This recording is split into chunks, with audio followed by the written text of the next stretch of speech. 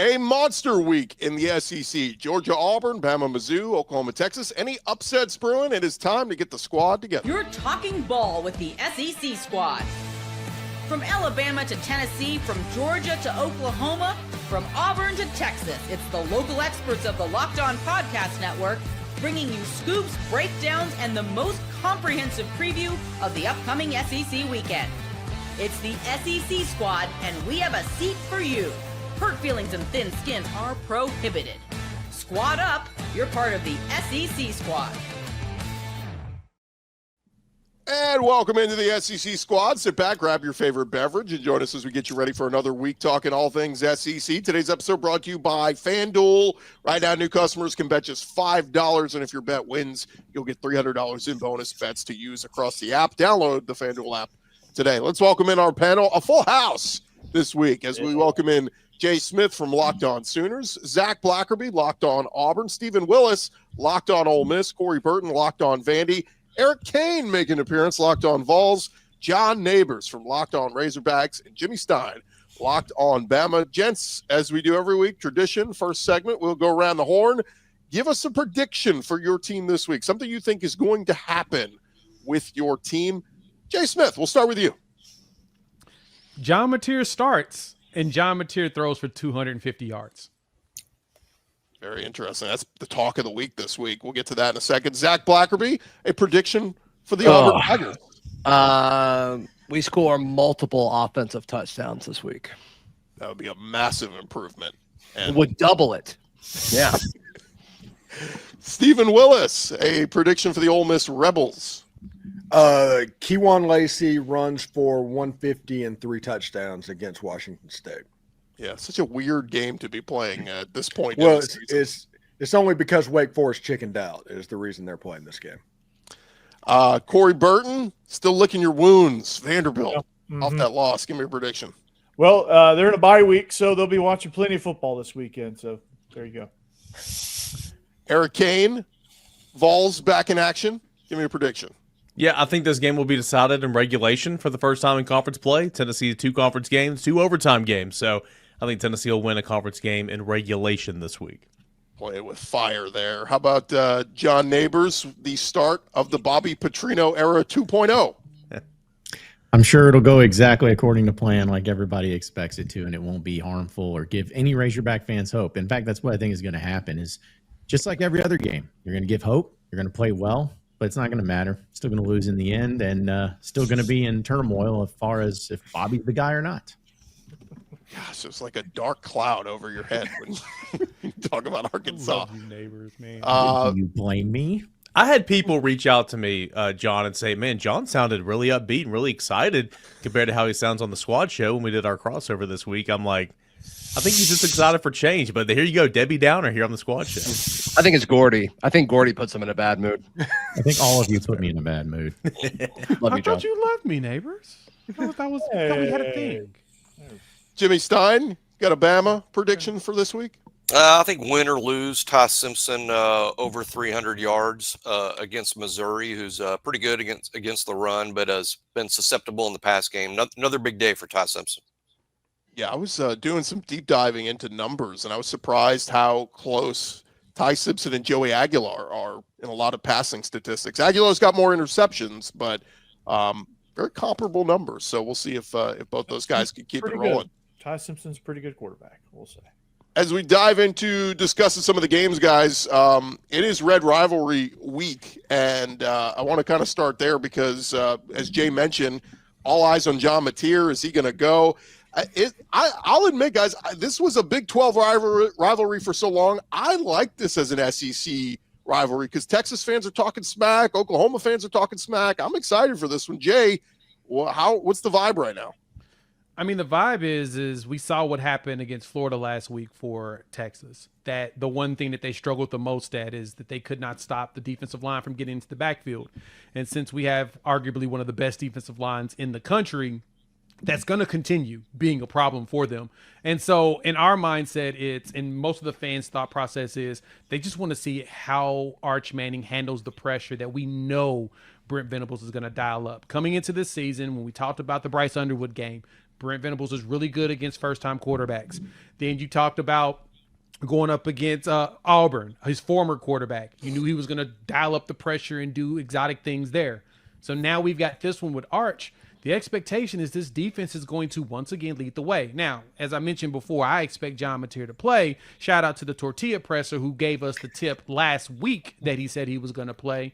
For the uninitiated, you have to go look up what that means. I'm not going to go ahead and tell that story for a 15th time, but I do anticipate that our defense is going to be what carries us regardless of which quarterback plays, and I'm ready to see if Arch Manning has a better game than he's had his career so far. Hey, Arch didn't play bad against Florida. Arch had I thought he made some throws. Yeah. He didn't make some throws. He will throw the ball. That game was not on Arch Manning. That was on the fact that Texas's offensive line was a joke. The offensive line's really bad. Yeah. O-line against Oklahoma's defensive front. Yeah. Let's see how that goes. That will not be fun for Arch. I'm calling that right now. I mean, I was told by Texas fans that their offensive line was going to be just fine, even though they lost 4 guys to the NFL. And I tried to promptly let them know those guys don't have that very many snaps together. It's going to take some time for them to get it rolling. And they said, no, we'll be great. We're Texas. We got this. Just fine does not look too hot right now. It's Exactly. On the roundtable on Sunday, I did say that I called Texas being on 8-4 watch for the whole offseason. And unfortunately, I was pumping sunshine because there's no way they're getting 8 wins. Wow. Dang. oh Pick them while they're down, Steve. yeah. I'll say this too. Trey Wisner, apparently, when he scored that touchdown late, what do you have, like 8 carries for 11 yards or something like that? But he, at the end, they said he grabbed his hamstring, and so he's a little bit banged up. And it's like that was supposed to be Texas's bread and butter. We didn't know what Arch was going to be, but we knew Texas, they're going to run the crap out of the football. They have not consistently run the football well, and they've been banged up. C.J. Baxter, Trey Wisner, it's just been a mess. So what's the vibe from the rest of the panel in this game? Gordy's already said it, but I'm impressed by how quickly this feels like an SEC football game. I mean, they're new to the league, and all of a sudden this feels like one of the SEC's oldest and best rivalries. That's what this feels like, and I think it's such a great addition to the league that this game counts as part of the SEC inventory. And the Oklahoma we've seen so far, and the Texas team we've seen so far, Oklahoma is clearly better. So I think I like Texas to win. Yeah, a long-standing member of the conference. I appreciate finally feeling accepted. Thank you. I mean, it almost feels like that long-standing Ole Miss Oklahoma rivalry. I mean, it almost has that feel to it. It's so classic. We've been lifelong rivals for like 3 weeks now. Yeah, Minimum. Great, man, and hopefully Texas Oklahoma will live up to that rivalry. But no, I'm interested to see John Mateer, how his hand responds, because that's a tough thing to come back from so early. So how does his hand respond? How does the play calling go around his hand, and how do they protect him? You know, what does it look like for Oklahoma? Because it's not an easy defense. Texas defense is not an easy defense to try out. Just got surgery with the hand. It's not. Go ahead, Eric. We're losing Corey's going underwater. Uh-oh. Yeah, I mean, I was just going to say, Jay, I know you expressed confidence that he's going to play, but I mean, again, this was the thumb on his throwing hand, right? Mm-hmm. Yeah, it was. It was his right one. It's like at the bottom. What I've been told is it's more about can he grip a ball well? And that's really the biggest question is pain management. So, and I know Venables said he hadn't done any good on good. This was Monday, I believe. So, I mean, maybe that changed. No, it was today. Yeah, Monday was the practice. So it was today. He did it this morning. Jay, this show comes out later in the week. Yeah, my bad. But nonetheless, I mean, yeah, gripping the football is a big deal. So even if he plays, I mean, I was kind of hoping that, gosh, man, Oklahoma and Tennessee played November the 1st. I was hoping maybe that'd be his first game back, and we'd be talking about this conversation of can he grip a football? What's he going to look like? But I agree with Corey. That's going to be a huge part of the football game in terms of how you're going to call it if he's in there. But back to what you said earlier, Jay, about defensive pressure, all the external factors outside of the quarterback position in this game, it just screams Oklahoma. I've been really impressed with Oklahoma so far this year.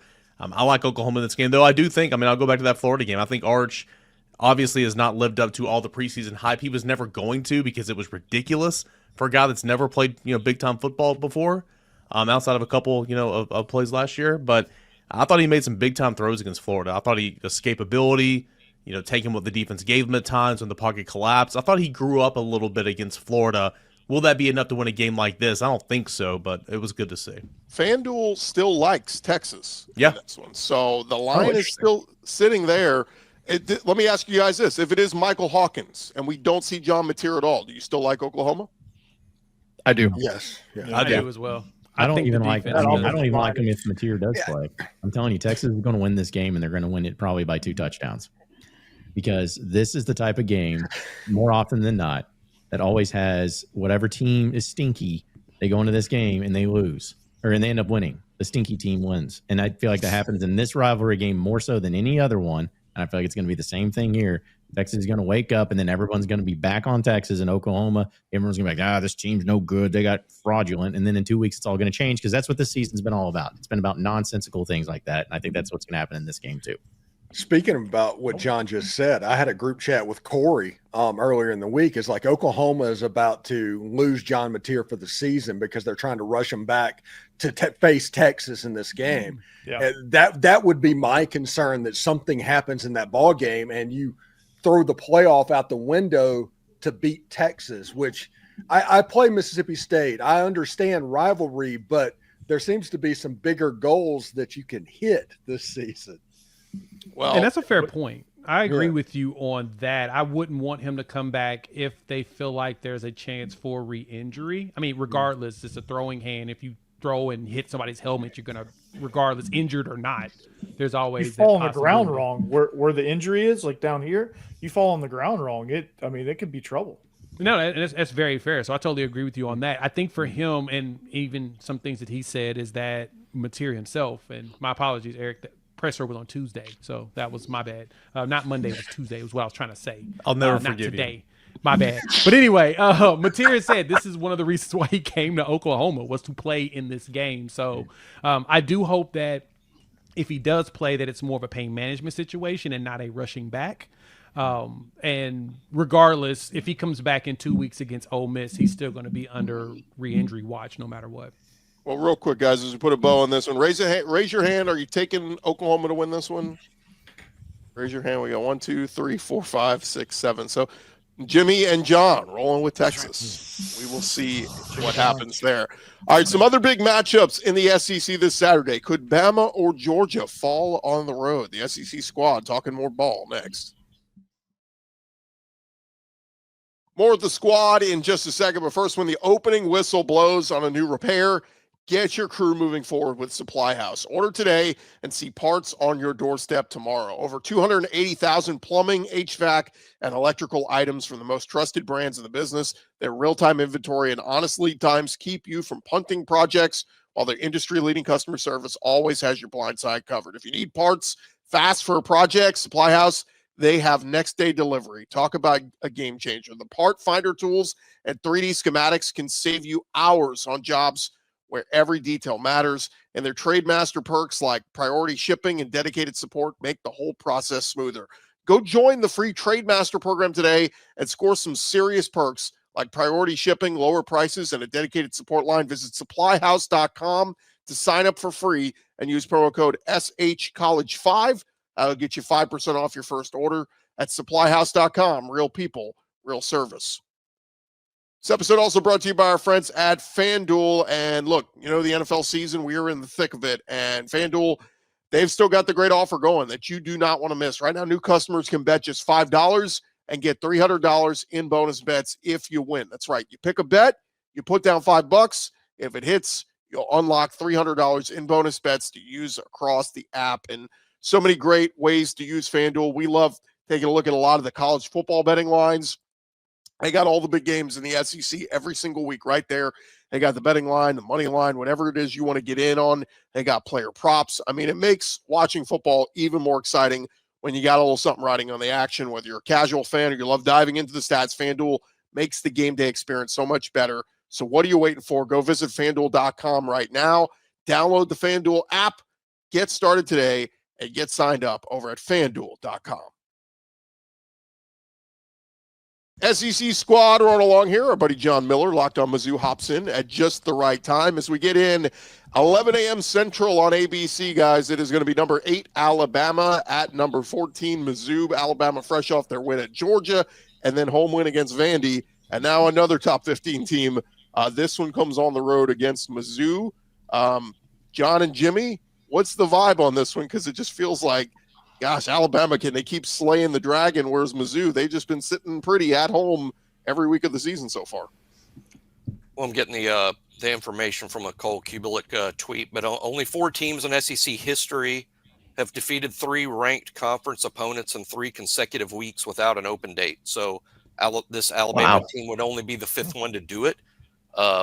I'm not predicting a loss for Alabama, but I would say that I'd be a little surprised that it's this Alabama team that becomes only the 5th team in the history of the conference to pull off something like that.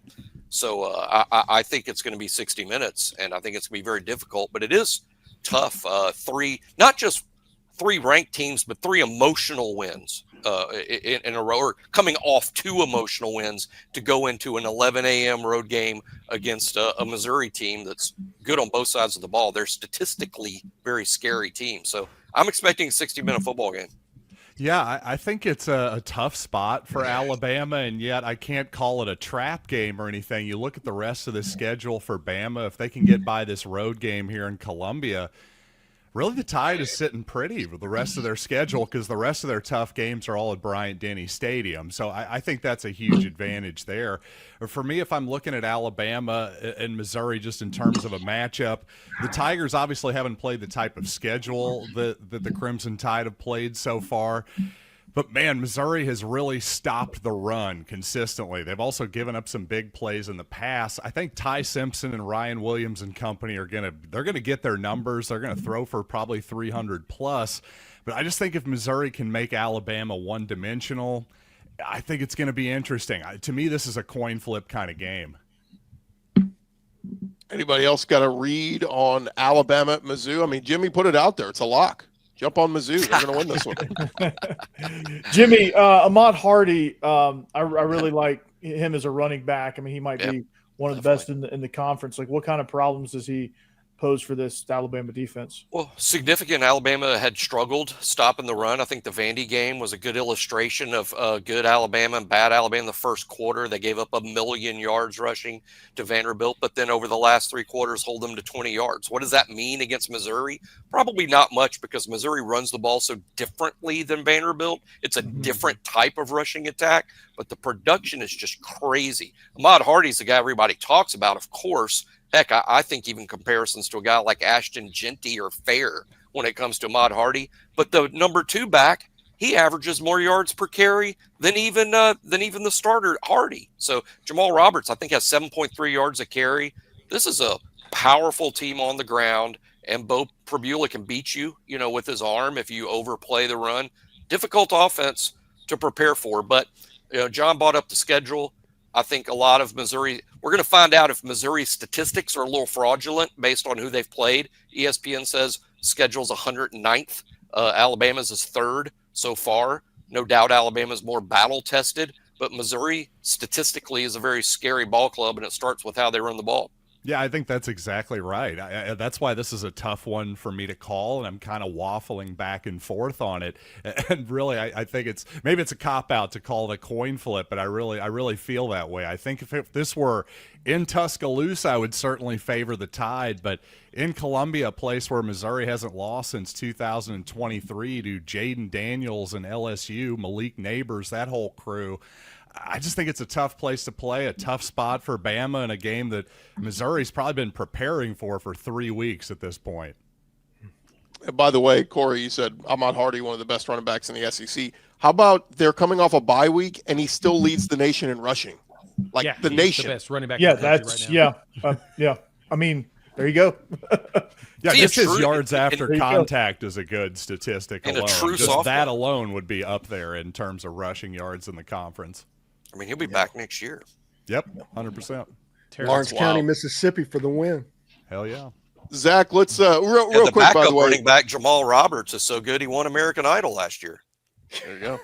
Show your hands real quick. Do you like Mizzou to pull off the upset over Alabama? I think I do. Well, Lord There help you me, go, John. I think I Attaboy, do. John. only 3 of us. Everybody else rolling with Alabama on the road. You're with the sharp money, baby.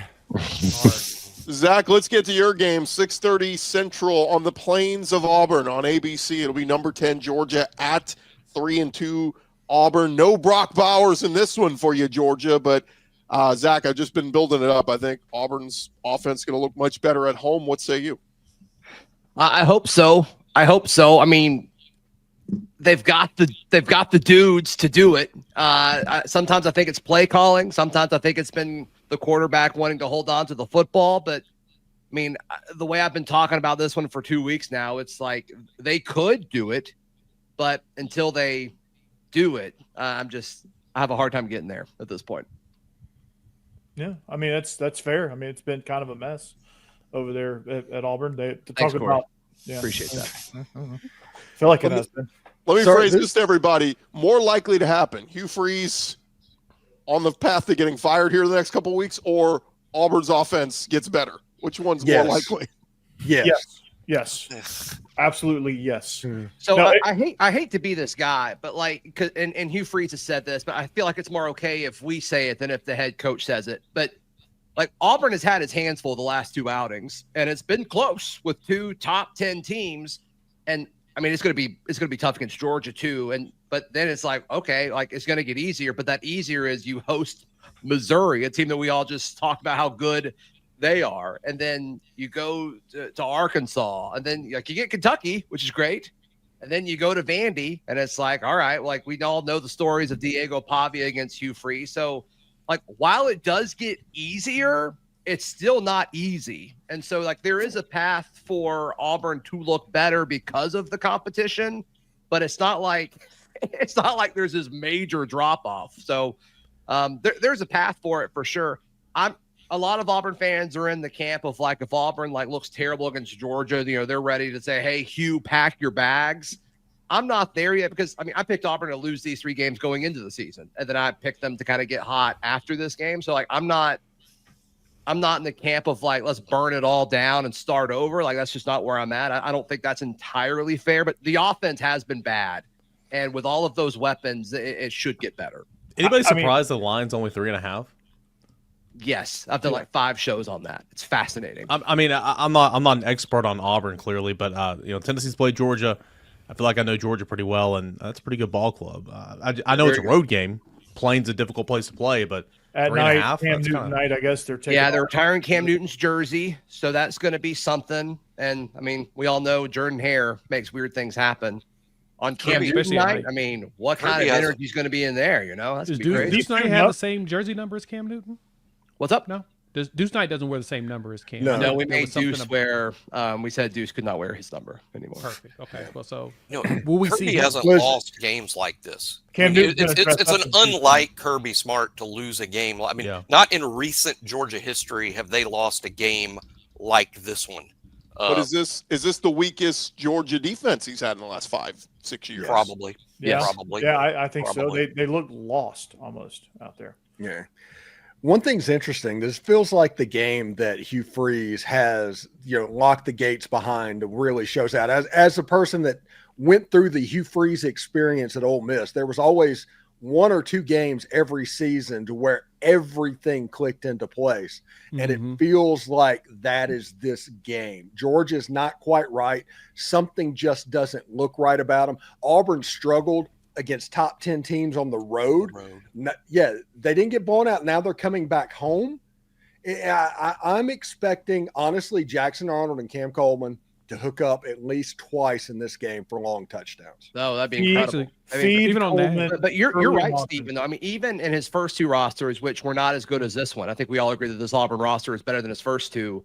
I mean, he went down to it. I mean, Jimmy, obviously the 4th and 31 in his first year. And then Gordy, you mentioned Brock Bowers taking over in the 4th quarter in his first. Like, he's made it close. Like, he doesn't get, like, he keeps it close. And so he's got the dudes.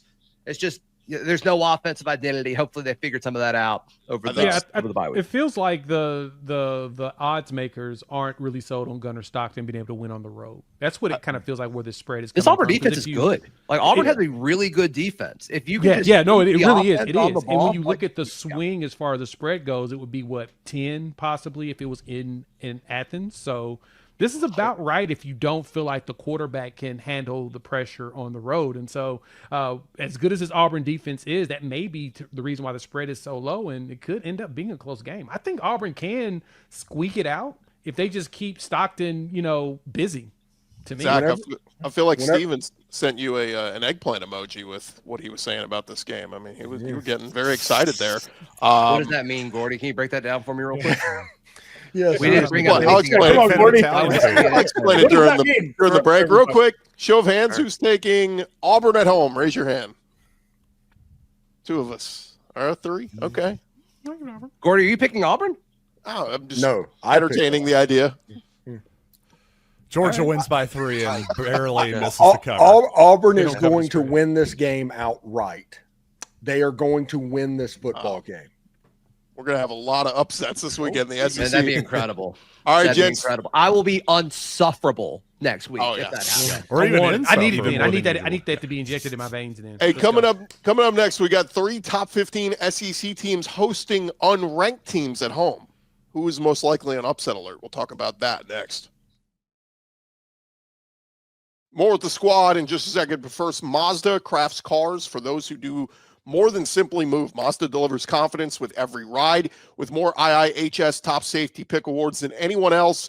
From footwork to breathwork, athletes, they sweat all the details. Mazda, they bring the same intention to how they craft every model. You can feel the Japanese craftsmanship in every detail, from the metallic accents to available Napa leather upholstery. You can make everyday drives feel like anything but, from the smooth handling to the intuitive controls.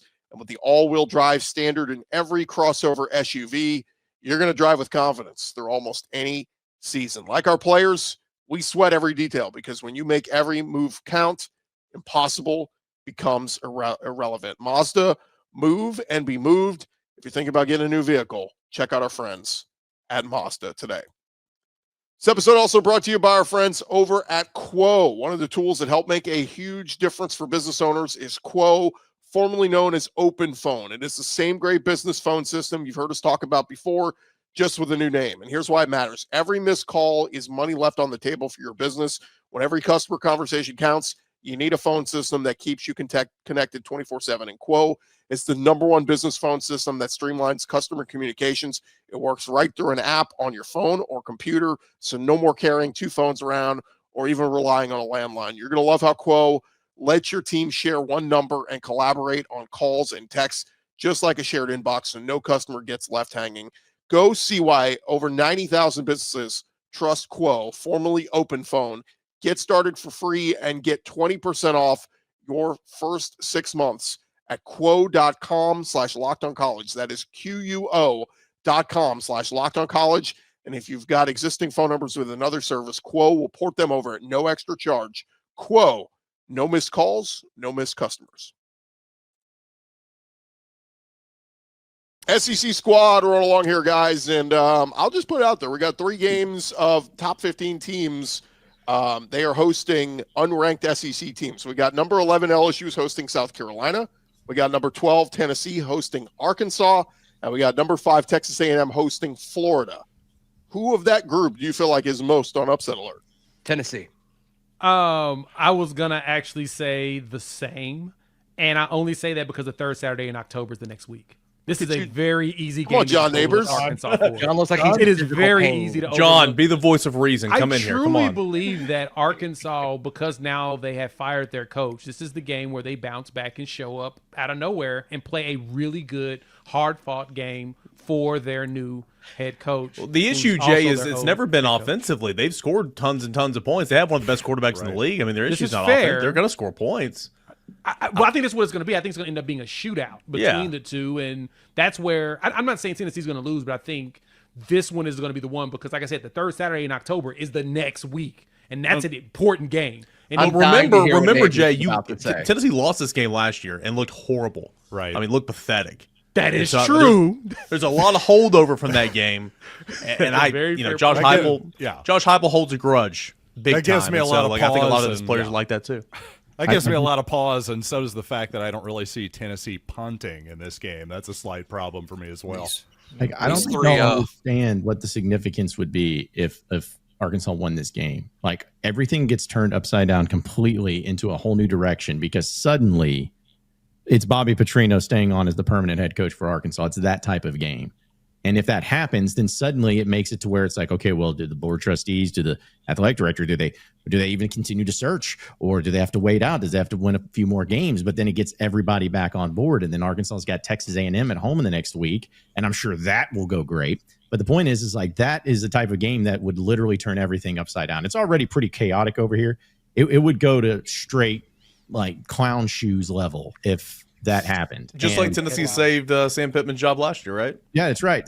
Sam Pittman. Tennessee's really good at that. They're really good at dictating who Arkansas's coach is going to be for the next year. So hopefully not on Saturday. So for that reason, listen, I could sit here and say like, yeah, Arkansas can do this, that. I have no idea. I think the team will be better because it's hard to be much worse.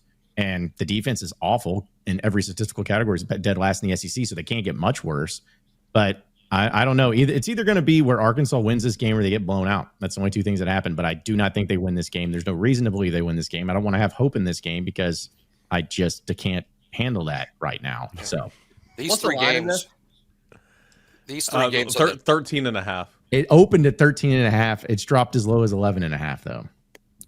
These three games are a jumping off point to point out that at this point in the season, SEC teams are 46-7 cumulatively at home. I like all those home teams. Tennessee has not lost to. Sorry to cut you off, Jim. Tennessee's not lost to anybody at home except for Georgia since 2021. But just also let the record show that Arkansas kind of selected. Didn't they lose to Ole Miss in 2021? I said since 2021. Or I guess since 2022. Better for me. Yeah. The record needs to reflect that Arkansas has not lost to Tennessee since 2007.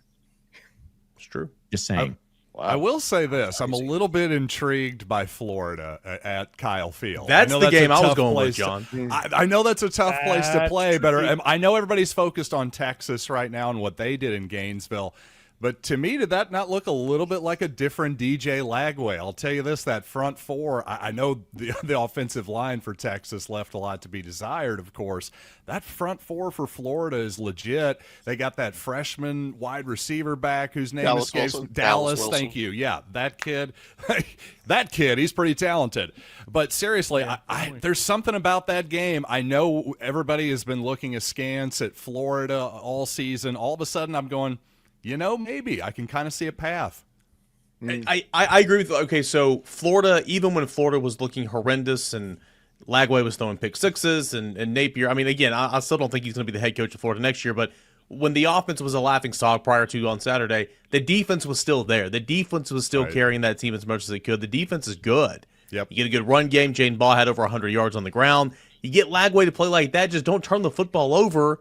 I mean, Tennessee got to the CFP last year thanks to a good schedule, but also running the football and playing defense. I mean, Marcel Reed is not good. Sorry. Like, he's not very good. So, I'm not saying Florida wins this game, but, like, of the three, John, I'm with you, man. I'm looking at this Florida A&M game. That one's the one that's intriguing me. I think. What about Marcel Reed threw the game winner at Notre Dame a few weeks ago, so he did do that. Now, at home, they struggled that 4 quarters against Auburn. And that Mississippi State score last week, wasn't it like 7-3 at halftime? They finally woke up in the second half and got going. But I don't know. I'm with you guys. I think Florida, the way they're playing right now, Billy Napier said last week that Lagway's finally healthy and he had his best week of practice. So if that's true, we should see some carryover here. Yeah, they can't fall into the trap of DJ Lagway being the focal point of that team. It is Jaden Ball. Yep. That is the guy that needs to be the hoss on that team. Don't fall into the DJ Lagway trap again. Give the ball to Jaden Ball and play defense. Could he have maybe got all of his spring training reps out of the way now and, like, he's feeling good? Like, maybe. I mean, he missed a lot of time. He's healthy. Practice does matter. We're learning or practicing does matter. And if I thought he looked like a different guy this week. I really did. Let me just add this. He is 2023 Mr. Texas. He wanted to play badly against the Longhorns last year. He's getting to come back home to he's from Willis, Texas, just outside Houston, about an hour up the road is College Station. Lagway's going to want to, prove to A&M, hey, I picked Florida over you guys, and this is why. Okay. Oh, that's an Spicy. interesting thing. And Willis, Texas sounds like a fantastic place. Yeah. There's also some other storyline that Torian York played high school ball against him, and I think he's 2-0 or 3-0 against Lagway. So there's like a little rivalry there too between those two guys. So a little bit more spiciness. The other one we didn't really touch on, you guys, LSU against South Carolina. Big questions about LSU's offense. They needed the bye week. Brian Kelly said, if we get that bye week, Nussmeier will get healthy. We better see a better Nussmeier this week, because if not, I think Lenore Sellers and South Carolina, they're in desperation mode. They need a win. Listen, South Carolina can't stop the run. LSU can't run the football. Whichever team does the better job of doing that is going to win this game.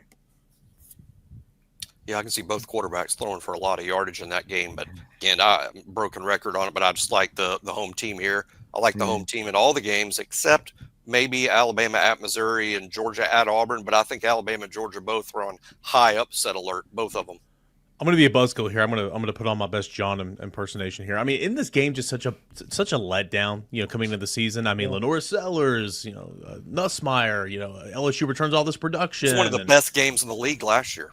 Yeah, LSU at South Carolina was an awesome game. I think this could be a great game on Saturday. Don't get me wrong, but it just feels like there's not a lot of hype going into it because both quarterbacks have been really Nussmeier, and I'm a huge Nussmeier guy. He just looked not polished at all. He looks still hurt. He looks like that abdomen is bothering him. In which, we had that same thing with Quinn last season when he had the abdomen issue, wasn't really able to complete passes very well from that. Couldn't throw. You don't get your full motion when you have that abdomen issue. And it sounds like it's a lot worse than what they're trying to lead on because he does not look good. You're right. He doesn't look good at all. Van Buren time? They had the bye week. They said he's had a week plus of rest. So Nussmeier better look better. But yeah, if he doesn't, maybe they do start looking.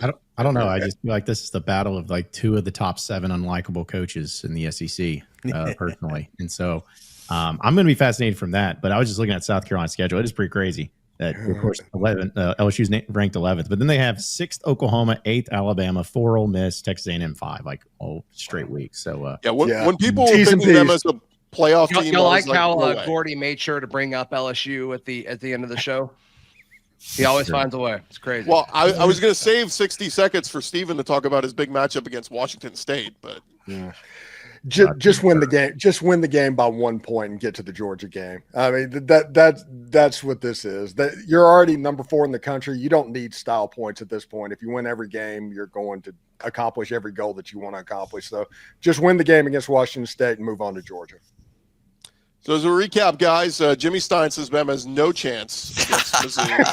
John Neighbors, small chance, rooting like hell for Arkansas to lose out, and Zach Blackerby is getting excited about what maybe Auburn's offense could be. So if that's what you got out of what I said, I don't know. I don't know what to tell you. Maybe you just heard me because I Gordon's think the one who brought up eggplants. I don't know who's excited over here. Listen, I'm rooting for Arkansas to win a lot because I'm the biggest Bobby Petrino fan. I've always been the big Bobby Petrino fan. And as I put up on Twitter, it's like your favorite movie that came out 14 years ago is coming out with a sequel. It's not going to be as good, but it's still going to be fun to watch.